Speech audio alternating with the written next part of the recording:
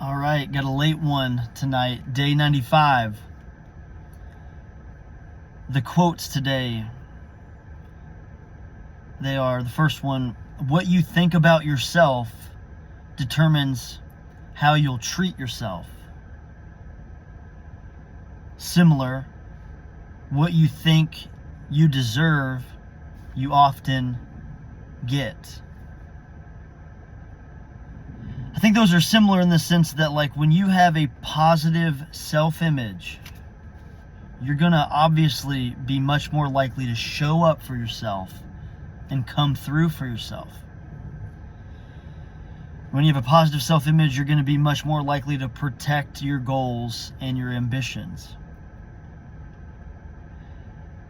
And when you have a positive self-image, you're going to be able to stand on your convictions in a world where it's really easy to lose sight of them when you got other influences and people that are trying to bring you down or contest your beliefs, make you feel small. Like, I'm going to do a video, I think, in a couple days on this, but like in a podcast I heard recently, there's a comedian speaking, ironically enough, and he's like, I don't understand what it is about this word and this culture today, but he's like, it's cool to care. It is cool to work hard. It is cool to try hard. And somewhere along the way, like, showing up for yourself and having clear convictions and a goal that you're specifically chasing and like protecting your dreams and ambitions, it could be so easy for people to like think that it's not cool to do those things because we have these influences in our world that like act like it's cool to not care or cool to just, it's like you're above working hard or trying hard or giving it your all. So that just popped in my mind, but stay tuned for a video on that topic. But again, what you think you deserve, you're often going to get. And what you think about yourself, that's going to determine how you show up for yourself. That's going to determine how you treat yourself. So, similar but a little bit different scriptures today. I got two of them, both from the book of Proverbs, chapter 25.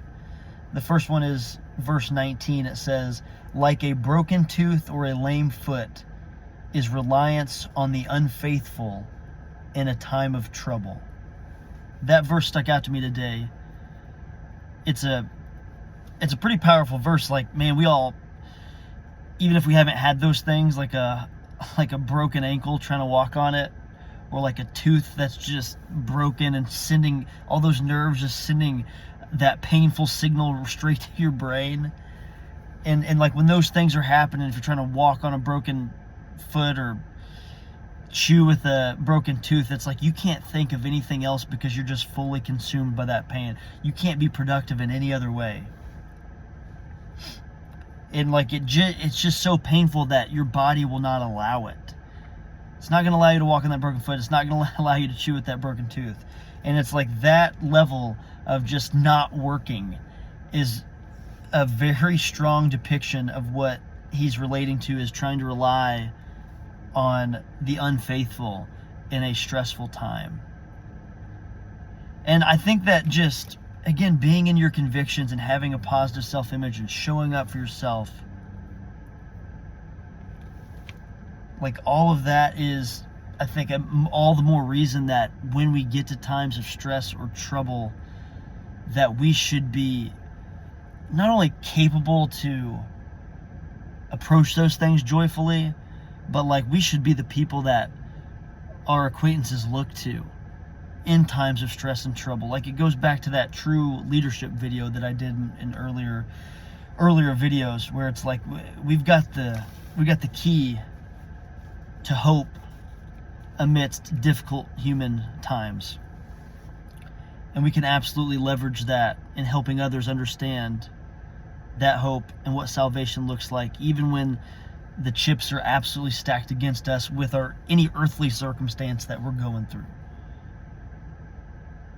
But you're not going to be able to rely on unfaithful people in times of trouble because they're not rooted in those things. going to be a lot more volatile, and just unable to deal with the adversity. So I'm blessed, and I think we all are as believers, to be rooted in the right things, to be able to face and look adversity in the eye, no matter what it is, no matter what the human circumstance is. Because we know God will provide. And even if not in this life, with whatever circumstance we're going through, we know that He will provide salvation to those who believe. The next verse, again, also in chapter 25 of Proverbs, and this one is verse 28. It says, like a city whose walls are broken through is a person who lacks self-control.